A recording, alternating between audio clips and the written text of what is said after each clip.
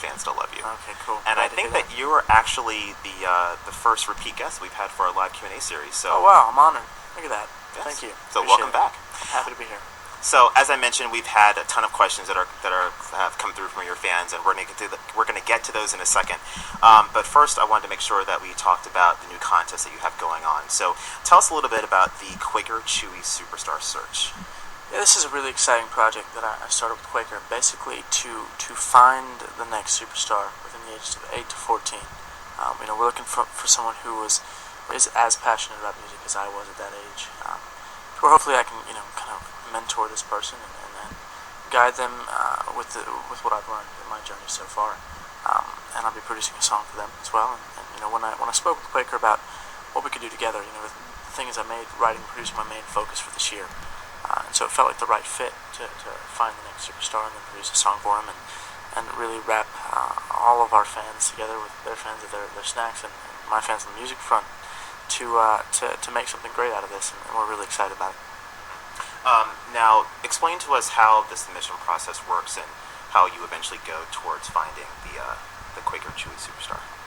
Yeah, it's a really cool way of online submissions. So basically, you record a video. We've provided a list of songs for you to choose from. And that's one of the most important pieces. I think that just finding a song that fits the person's voice is going to be really crucial, and making sure that it's a song that they can make their own as well. A lot of people have been asking, what kind of artist are you looking for? And the truth is, we're just looking for a real artist, whatever that means, whatever genre, whatever style. As long as when they sing and when they are in this video, we can see that they've got what it takes to really step out and shine. So you're looking for that X factor, as it is, just something genuine. Yeah, absolutely. I think we're looking for someone who's passionate about music and who really can't contain it. The thing about music is that it's got to come from the heart, and I think finding a young person who is passionate about music and wants to make this a career is an exciting thing because there's a world of opportunity for young people in music. The prizes that you have for the contest are pretty great too. As you mentioned, you'll be producing a single for this person. You're also going to hook them up with a management group, and there's $5,000. So there's quite a bit at stake for the winner. There is. I was like, man, I wish I had that when I started. That'd be great. My journey was a lot different, and I think that over the years I've been really blessed to have enough experience to be able to share what I've learned with whoever wins this competition, because I don't want to look at it what I see myself being in this, but more so just a mentor person and hopefully be able to guide them and direct them in a really productive way. I was looking at the website, and you have a couple of videos on there where you're using some of the knowledge that you gained over the years to sort of give some tips and advice for the people who are going to enter. One of the things that you talked about was choosing the right song. And this is something that we hear on every sort of talent competition that's out, how it's very, very important to choose the right song.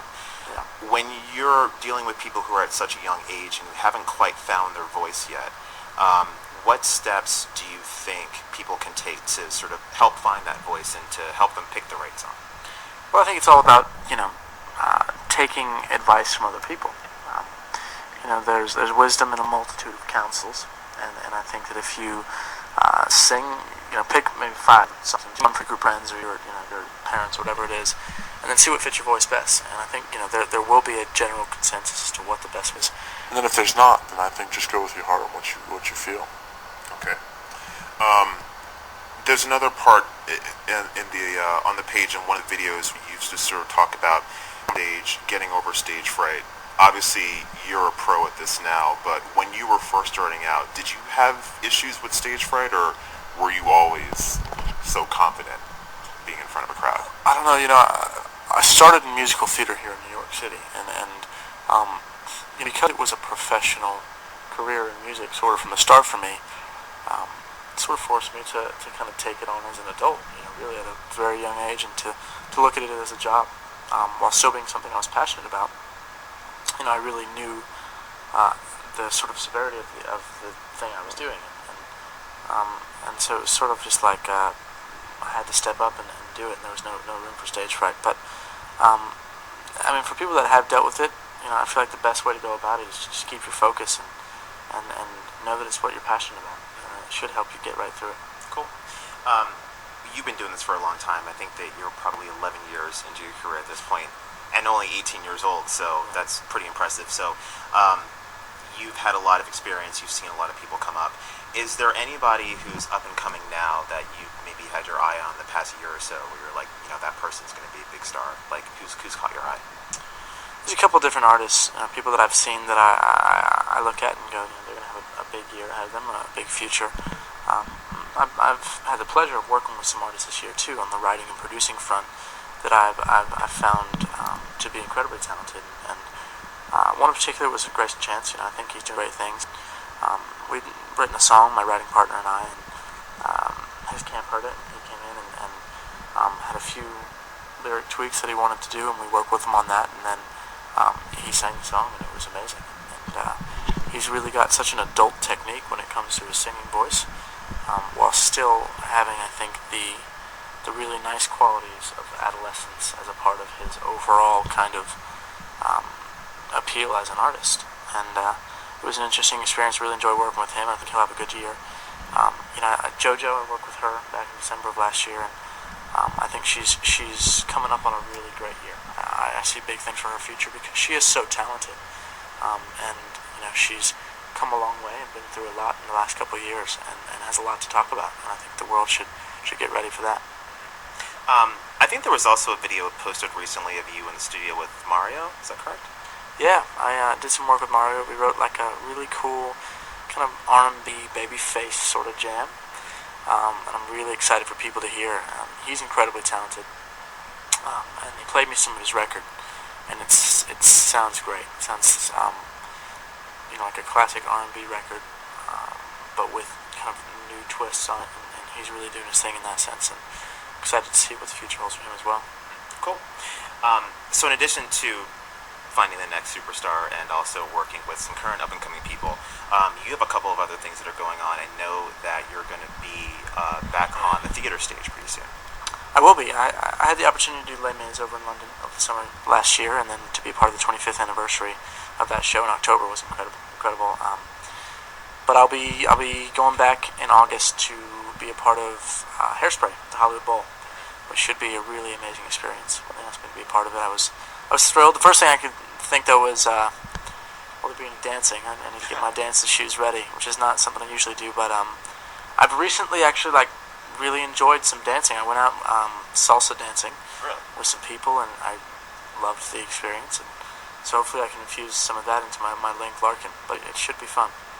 And Link Larkin, I mean, I'm sure a lot of your fans know that's the character that Zac Efron played in the movie Hairspray. Yeah. So, have you played in Hairspray before? Is this your first time actually being a part of that show? This will be my first time being a part of that show. It's a great role. I just watched the movie again to kind of refresh my memory, and I'd seen the original movie many years ago and loved it. And then, when the new one came out, I checked it out, but then I watched it again on a long flight. And it's a great movie. And it's such a great show, and the music is so incredible, and the message overall is great. And I think that's what really attracts me to it. And as I do more theater, I think it's all about finding projects that seem like the right fit. There are a couple projects in the works right now, kind of here in New York, that if the timing works out and if it feels like the right thing, I might find myself doing. And so I'm just sort of playing that by ear and hoping that whatever's right happens. And it could be a really exciting year in that sense. At this point, what takes more focus for you, doing a 2-hour rock show or being a part of a theater crew and doing multiple theater shows? I think they're too different to compare, really, and I feel like when it comes to touring, you develop this community with the touring family, and you spend every minute with those people, and it really does become a family. And then, in our case, it is a family, but it's a lot, and I've enjoyed each tour that we've done, and I feel like after 6 years of solid touring now, I feel like we're all in a place where we're kind of taking on these individual endeavors and really enjoying that experience. And I think theater in that sense is sort of a way for me to be in front of an audience every night and enjoy being in front of the fans while still learning a lot along the way, and and also developing a community with the people you're in the show with. But basically recreating something every night. And you know what you're supposed to say and when you're supposed to say it, where you're supposed to be, but it's different every night. And it really is all about adapting, and it really teaches you a lot about yourself. And this is going to be at the Hollywood Bowl, is that Hollywood correct? Bowl, On yeah. August 5th to 7th. Correct. Okay. It's only a quick little run, but I'm so blessed they asked me to be a part of it. The cast is amazing, and I'm sure we'll have a good time.